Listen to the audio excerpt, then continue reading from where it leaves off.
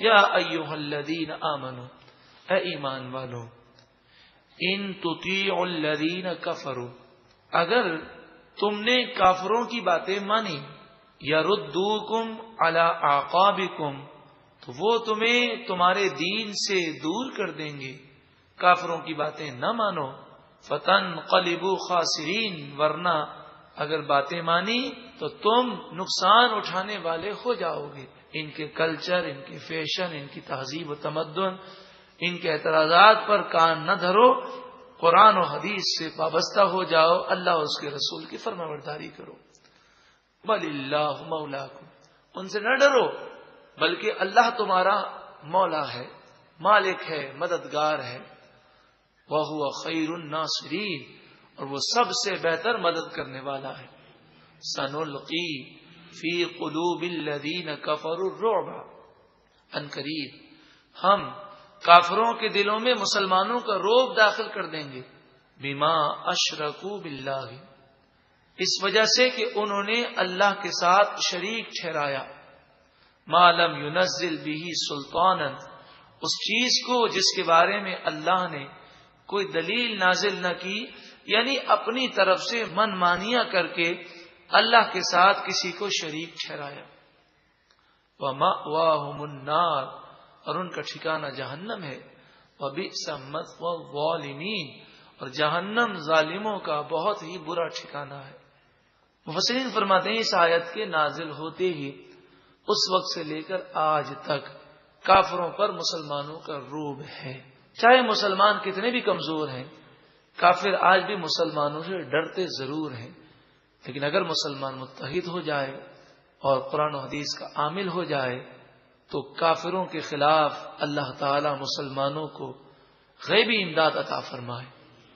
وَلَقَدْ صَدَقَكُمُ اللَّهُ وَعْدَهُ إِذْ تَحُسُّونَهُمْ بِإِذْنِهِ، بعض مسلمان یہ کہتے کہ ہم سے یہ وعدہ کیا گیا کہ اللہ تعالی ہماری مدد فرمائے گا، تو غزوہ احد میں یہ وعدہ کیوں پورا نہ ہوا؟ انہیں یہ جواب دیا گیا کہ یہ تمہارے ایمان کی کمزوری کی علامت ہے. وعدہ تو اللہ تعالیٰ نے پورا فرمایا، ابتدا میں تمہیں فتح مل گئی تھی اور تم جنگ جیت گئے تھے. 700 تم تھے، وہ 3000 تھے، لیکن تمہیں فتح مل گئی. پھر کیا ہوا اس کا ذکر قرآن نے بیان کیا.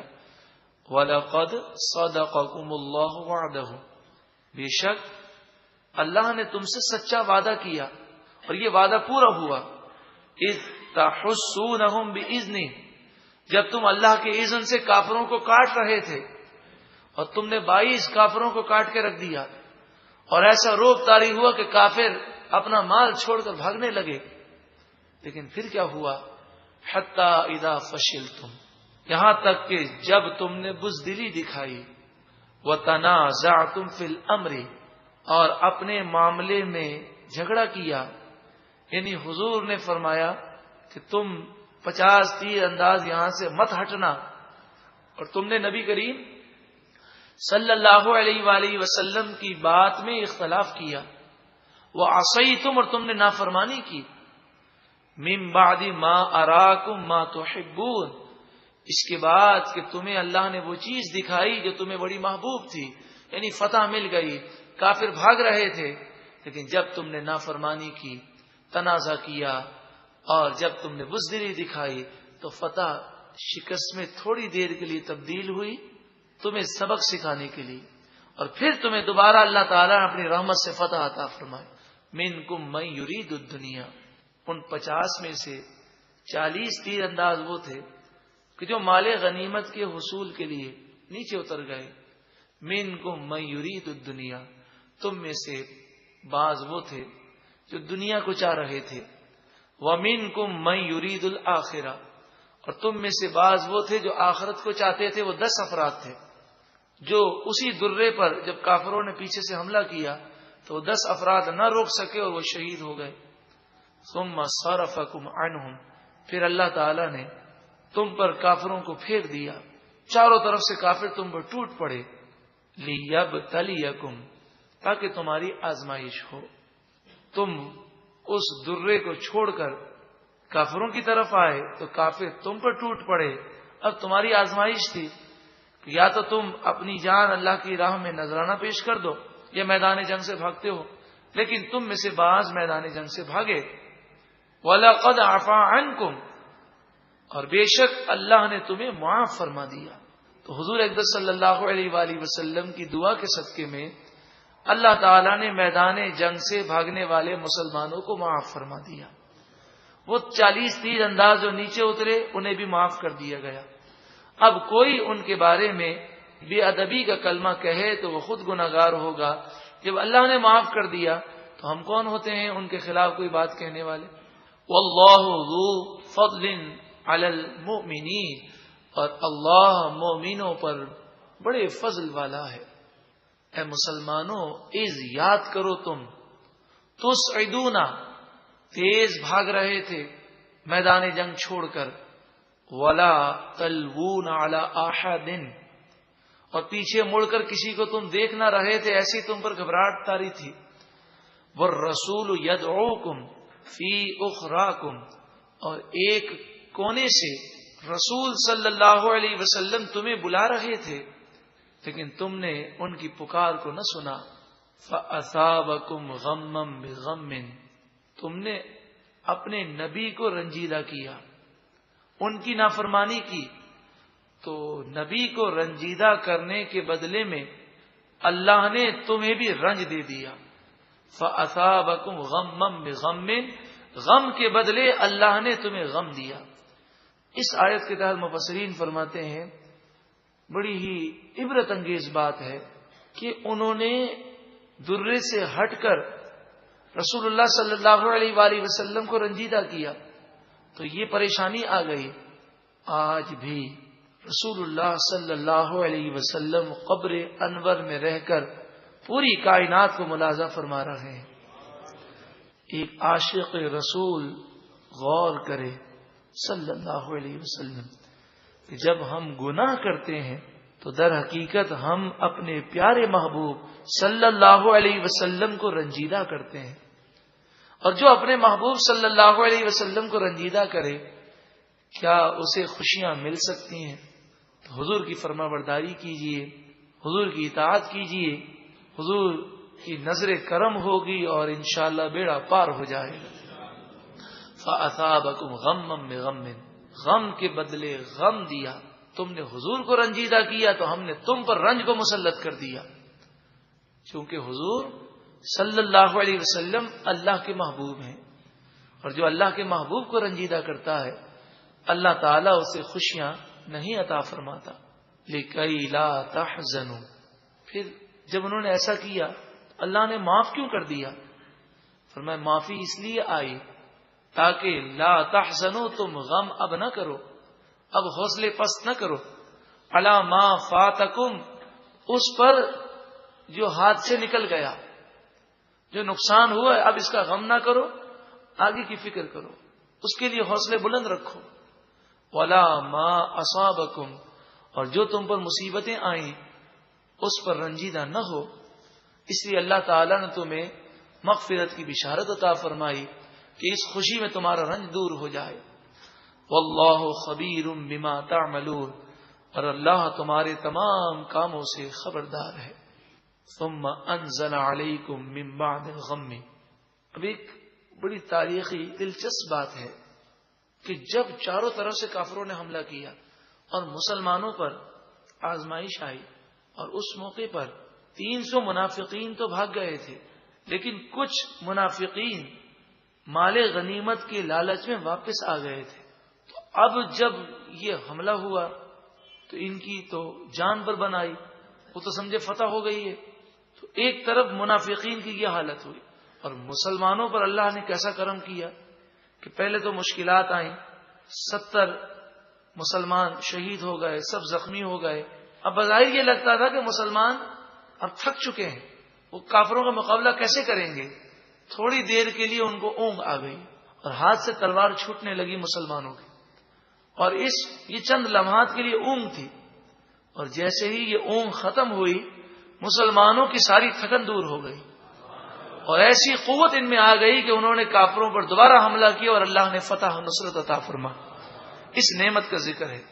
ثم پھر انزل علیکم من بعد الغم، غم اور رنج کے بعد اللہ نے تم پر نازل فرمائی امنتن نعاسن، چین والی اونگ، یغشا طائفۃ منکم، کہ تم میں سے ایک گروہ کو اس نیند نے، اس اونگ نے گھیر لیا. صحابی رسول کہتے ہیں ہاتھ سے تلوار چھوٹنے لگی جسے انسان کو جھونکے آتے ہیں. یہ چند لمحات کی بات تھی. وہ طائفۃ، اور وہ منافقین جو مال غنیمت کے لیے آئے تھے، قد اہمتہم انفسہم، ان کی جان پر بند پڑی تھی.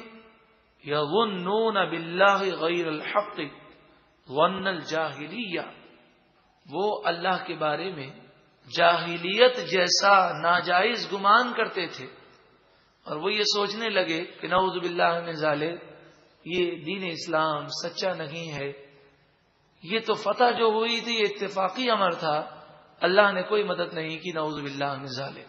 یقولون، یہ منافقین کہنے لگے، هل لنا من الامر من شیء، کیا معاملے کا ہمیں کچھ بھی اختیار ہے؟ یعنی ہمارا تو بس ہی نہیں چلنا، ہم پٹ رہے ہیں. اگر ہم دین اسلام پر عمل پیرا ہیں اور اگر یہ دین اسلام سچا ہوتا تو یہ حالت نہ ہوتی. اس طرح کے انہوں نے خیالات کیے، اور مسلمانوں پر اللہ نے چین کی نیند کو داخل کر دیا. مسلمانوں پر خوف دور ہو گیا اور یہ اپنی جان کے خوف میں کانپ رہے تھے. قل، اے محبوب آپ فرمائیے، ان الامر کلہ للہ، بے شک تمام معاملات کا ذاتی اختیار تو صرف اللہ کو ہے. اس بات میں تو کوئی شک ہی نہیں ہے کہ سارا اختیار ذاتی تو اللہ ہی کو ہے. یخفون فی انفسہم ما لا یبدون لک، یہ منافقین اپنے جی میں ایسی ایسی باتیں چھپا رہے تھے جو وہ تم پر ظاہر نہیں کر رہے تھے. اس کے علاوہ بھی ان کو بڑے وسوسے آ رہے تھے، اور وہ تھے ہی منافق، ایمان ان کا تھا ہی نہیں. یقولون، وہ کہتے تھے، لو کان لنا من الامر شیء، اگر ہمارا بس چلتا، ما قتلنا ہاہنا، تو اس جگہ نہ مارے جاتے. اگر ذرا ہم میں عقل ہوتی تو اس میدان میں نہ آتے. یعنی اب افسوس کا اظہار کر رہے ہیں. قل، اے محبوب آپ فرمائیے ان منافقوں سے، لو کنتم فی بیوتکم، اگر تم اپنے گھروں میں ہوتے اور تمہارا مرنا اس میدان میں لکھا ہوتا تو تمہیں موت سے کوئی بچا نہ سکتا. لبرز الذین کتب علیہم القتل الی مضاجعہم، تو جو قتل تمہارا لکھا ہوا ہے یہ قتل تمہیں گھسیٹ کر تمہاری قتل گاہ میں تمہارے مرنے کی جگہ پر لے آتا.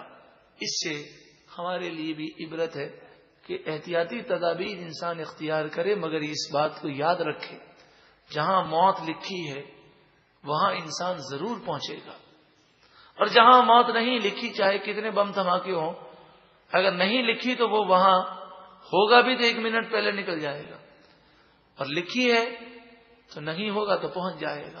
تو اس لیے گھبرانا اور بزدل بننے کا کوئی فائدہ نہیں.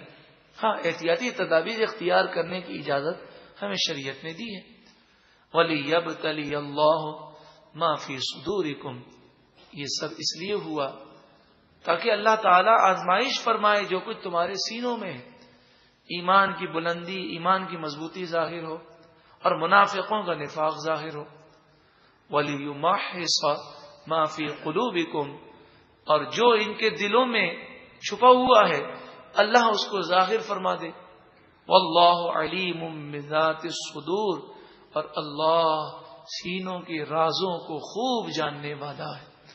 تو یہ غزوہ احد پہلا موقع ہے جہاں منافقوں کا نفاق ظاہر ہو گیا.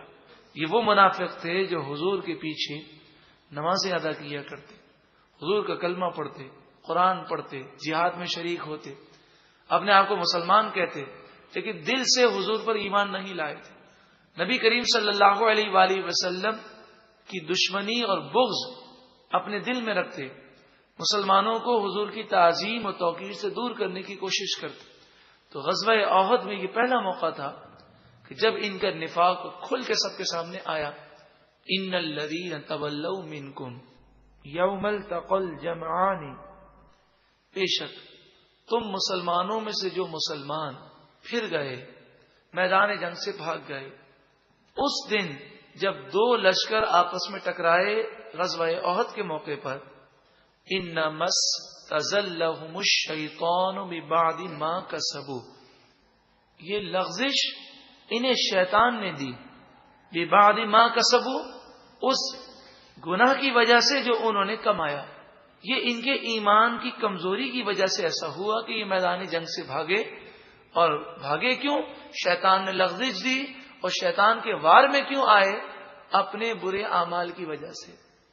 اس کے تحت مفسرین فرماتے ہیں کہ شیطان نیکی کرنے سے دور بھاگتا ہے، جب انسان نیکی سے دور ہوتا ہے تو شیطانی حملے اس پر زیادہ بڑھ جاتے ہیں۔ وَلَقَدْ عَفَا اللَّهُ عَنْهُمْ، اور اللہ نے ان مسلمانوں کی لغزش کو معاف فرما دیا۔ ان اللہ غفور حلیم، بے شک اللہ تعالی بخشنے والا، حلم والا ہے۔ محترم و پیارے بھائیوں، ان تمام باتوں میں جہاں بے شمار حکمتیں اور بے شمار باتیں ہمیں سیکھنے کو ملی، وہاں پر یہ درس بھی ملا کہ موت کا وقت مقرر ہے، موت سے فرار ممکن نہیں۔